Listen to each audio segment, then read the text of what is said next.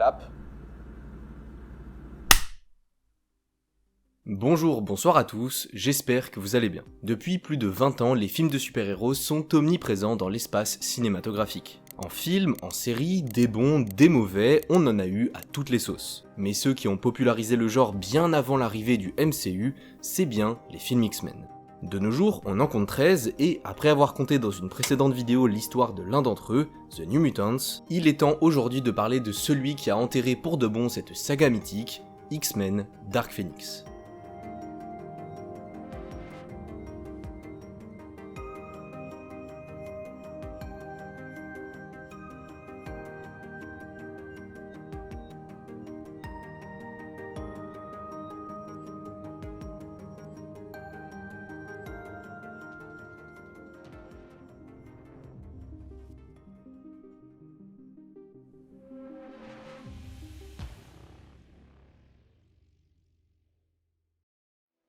Alors déjà, avant de rentrer dans le vif du sujet, je pense que c'est important de faire un mini point sur c'est quoi ce film à la base, qu'est-ce que c'est, etc. Parce que c'est toujours bien un petit peu de contexte. X-Men Dark Phoenix est un film sorti en 2019, faisant suite à l'opus précédent X-Men Apocalypse, qui était, qu'on se le dise, un beau pétard mouillé.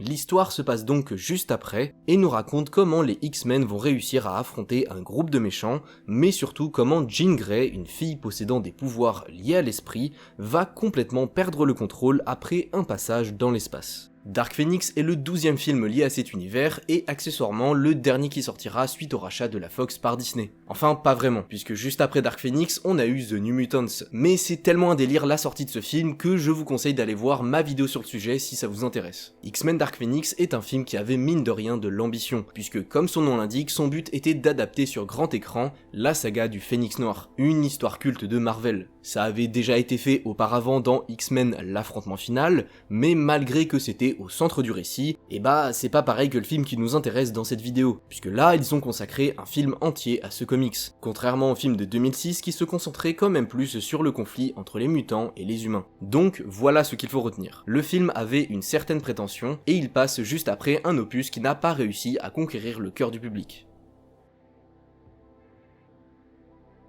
L'histoire de notre film commence en 2003. À cette époque, fort du succès du premier volet X-Men, un second opus est par conséquent en préparation chez la Fox. Et la production réfléchit donc à ce qu'ils pourraient raconter dedans. Ils cherchent, et ils en viennent à la conclusion que ça serait cool d'adapter la saga du Phénix Noir. C'est une histoire culte de fou, donc en vrai pourquoi pas. Sauf qu'un certain Zak Penn qui écrivait ce X2, c'est le nom qu'ils ont donné à ce deuxième film, avec David Hayter et Bryan Singer, apprit qu'ils voulaient adapter ce comics, et leur conseilla grandement d'attendre un peu, et de d'abord se concentrer sur la création de leur univers. Et si vous voulez mon avis, c'était un move pas trop con à faire. Je pense qu'ils peuvent se permettre d'attendre un peu pour adapter une histoire de cette envergure. Et vous savez quoi ? Eh bien sa parole sera entendue. Enfin, plus ou moins, puisque la saga du Phénix ne sera pas développée dans X2, malgré des scènes à la fin quand même assez explicites, mais dans le film suivant, comme dit précédemment, en histoire parallèle de celle principale, qui est liée à la relation entre les mutants et les humains. Et du coup vous vous en doutez, ça ne sera pas très bien reçu. Le public n'a pas trop aimé que cette histoire si intéressante soit secondaire et servait uniquement à présenter un être surpuissant.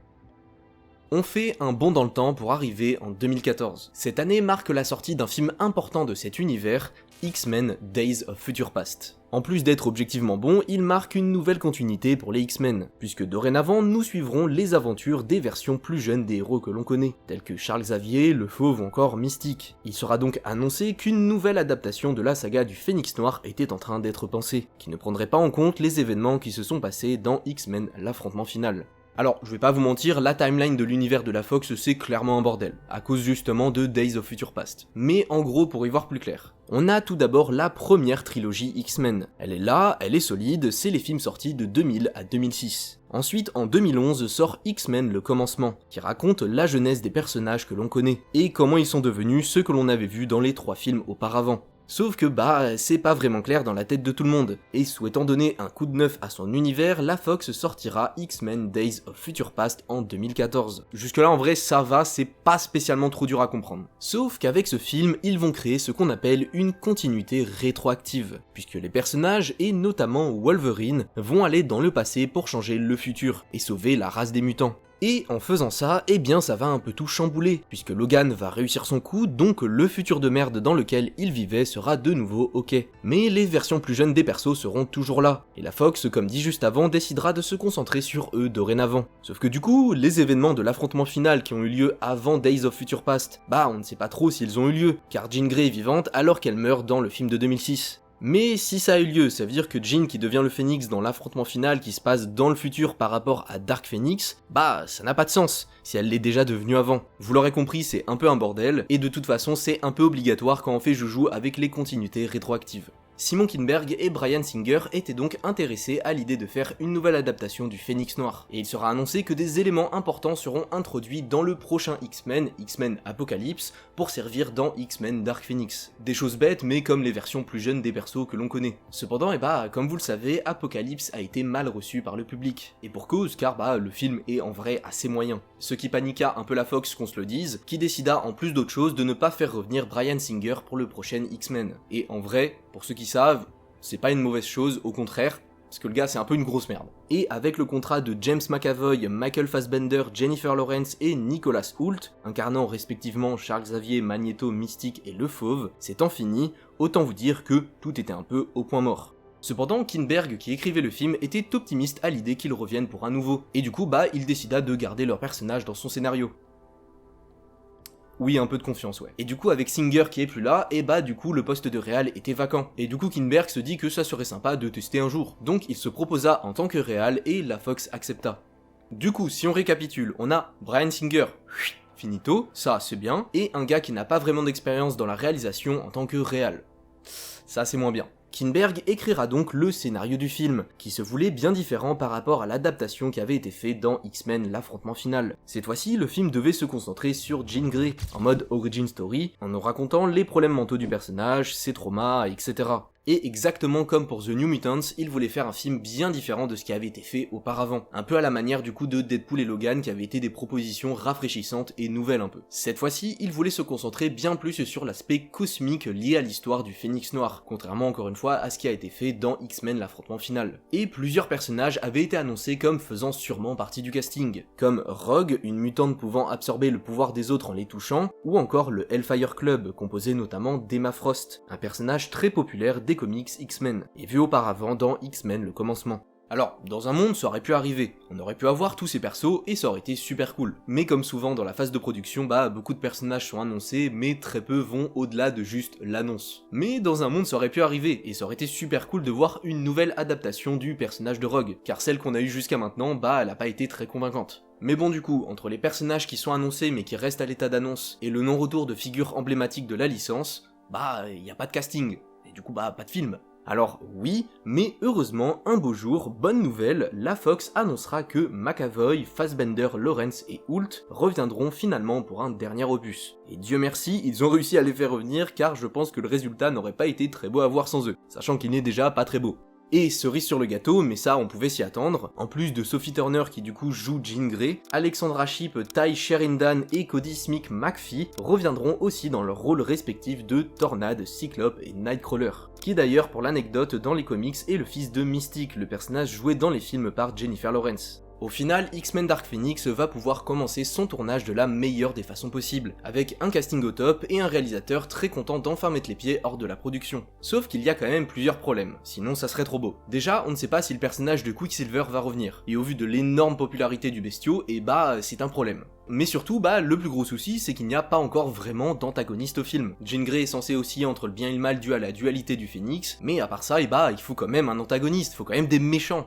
Et là, il y en a pas. À la base, comme évoqué plus tôt, on avait le Hellfire Club, qui devait apparaître dans le film sans trop qu'on sache vraiment à quoi ils auraient pu servir dans l'intrigue. Kinberg, voulant garder malgré tout un aspect terrestre à son film, se pencha alors en réécrivant son scénario sur les Skrulls, en tant qu'antagoniste principal. Et en vrai, pourquoi pas? Vu qu'ils peuvent prendre l'apparence qu'ils veulent, c'est un bon moyen de garder un aspect terrestre, tout en gardant un aspect un peu plus cosmique, vu que c'est des aliens et viennent de l'espace, et du coup un peu plus lié au Phénix. Donc au final, le film se tourne avec cette version du scénario. Voilà, tout se passe relativement normalement, y a rien de vraiment ouf à signaler, sauf qu'arrivé à la phase de post-prod, comme souvent dans ce genre de production, des reshoots sont nécessaires pour améliorer des séquences, etc. Comme le dit Kinberg, y a rien de ouf, c'est normal. Sauf qu'ils ont aussi prévu des reshoots pour régler des problèmes avec la fin du film, mais aussi avec les antagonistes. Et oui! En gros, à la base, le film se finissait globalement sur Charles Xavier et Scott, alias Cyclope, qui, après avoir découvert qu'ils étaient en train d'être envahis par les Skrulls et ne pouvant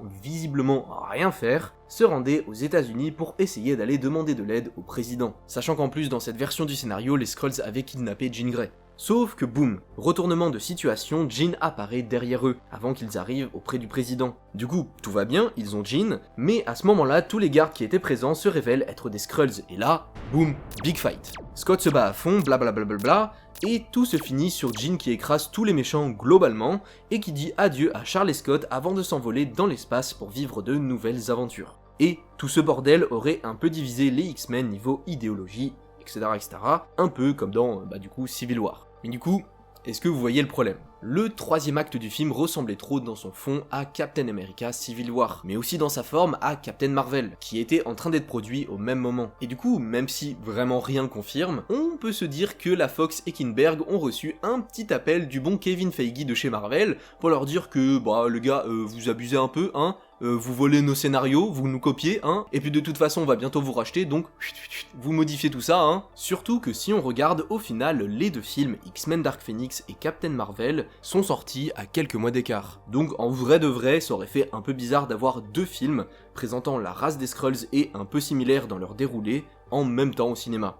Ok, mais du coup, au final, évidemment, on peut dire adieu aux Skrulls, qui seront remplacés par la race des D'Ibari, et le troisième acte du film sera entièrement remanié pour qu'il ressemble moins à celui de Captain Marvel, mais toujours en gardant la fameuse confrontation entre personnages de Jessica Chastain et celui de Sophie Turner. Ah oui, il y a Jessica Chastain dans le film, j'ai oublié de le dire. Après ça, le film se post-produira, ça se dit pas, de manière assez normale, mais comme The New Mutants sera énormément de fois repoussé, pour ne pas faire de l'ombre à d'autres films, mais aussi pour que les équipes aient le temps de travailler sur les images tournées lors des reshoots. Et oui, faut bien. Et le 7 juin 2019, le film sortira partout en France, et plus ou moins au même moment dans le monde. Mais, comment vous dire? Bon, qu'est-ce que donne ce film au final? Évidemment, vous vous en doutez, ce n'est pas grandiose. Avec le rachat de la Fox par Disney et par conséquent la fin inéluctable de cette saga, X-Men Dark Phoenix se voulait donc être un adieu, un épisode final qui viendrait conclure entre guillemets en beauté une saga vieille de presque 20 ans. Le film avait donc tout pour être bon, avec un casting au complet, un réalisateur très enthousiaste, ainsi qu'un pitch de base vraiment cool.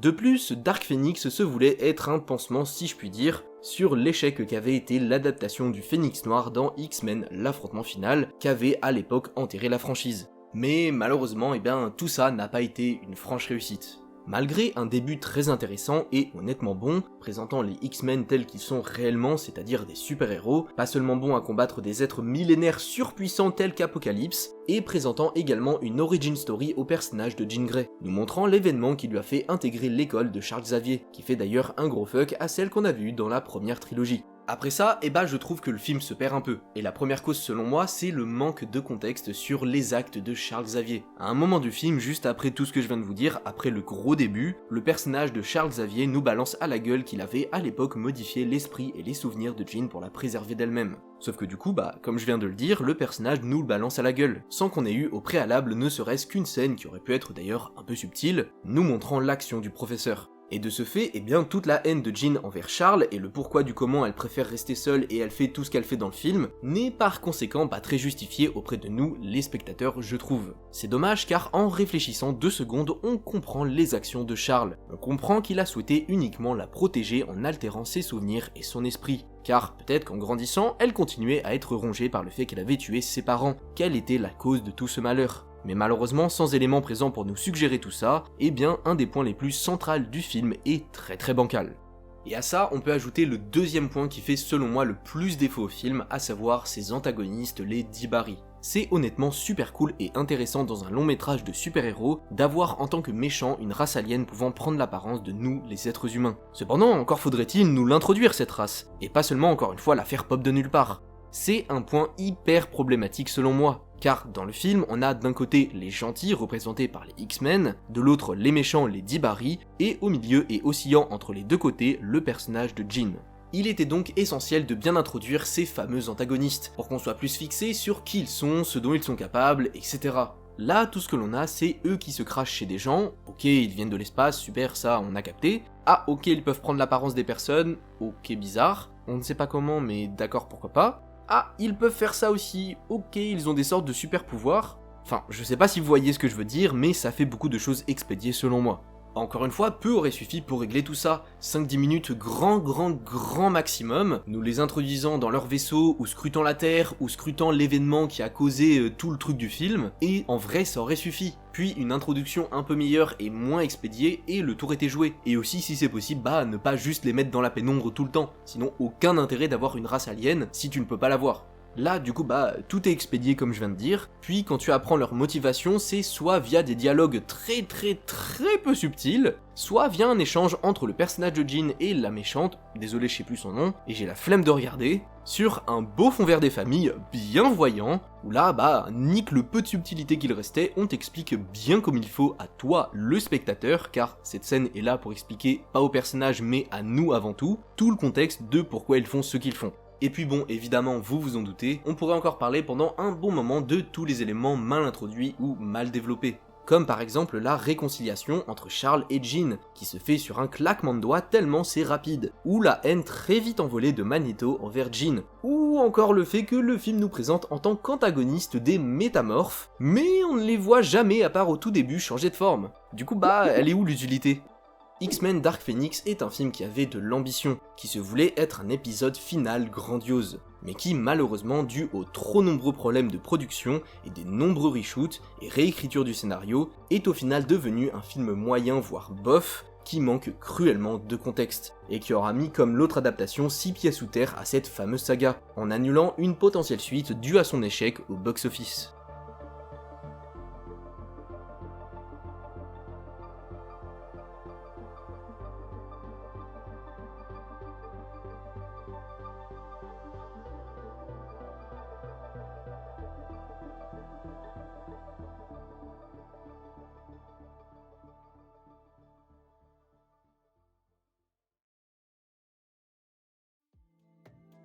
Merci d'avoir regardé cette vidéo jusqu'au bout, j'espère qu'elle vous a plu. Encore une fois, dans ce format, on traite d'un film qui n'est pas très bon parce qu'il a eu trop de problèmes de production. Ça devient une habitude, j'ai l'impression. Mais pour les prochains épisodes, je vous promets qu'on va parler de films pas trop mauvais, voire même bons. Je vous jure, c'est vrai. Ça va arriver, je vous jure. Je vais pas trop en dire parce que sinon ça va tout spoil, mais je peux vous donner un petit teaser. Sinon, comme d'hab, si la vidéo vous a plu, vous pouvez lâcher un commentaire, un pouce bleu, vous abonner à la chaîne, on est plus de 2000 déjà, c'est fou. Merci encore, je l'ai pas dit assez, mais merci encore. N'hésite pas aussi à me dire en commentaire si tu as vu ce film, et si oui, est-ce que tu l'as aimé, qu'est-ce que tu trouves qui est mal développé dans le film, qu'est-ce qui est mauvais, etc. En vrai, je suis curieux de voir vos avis, car le film n'est pas non plus catastrophique. Et sur ce, moi je vous dis à la prochaine, salut.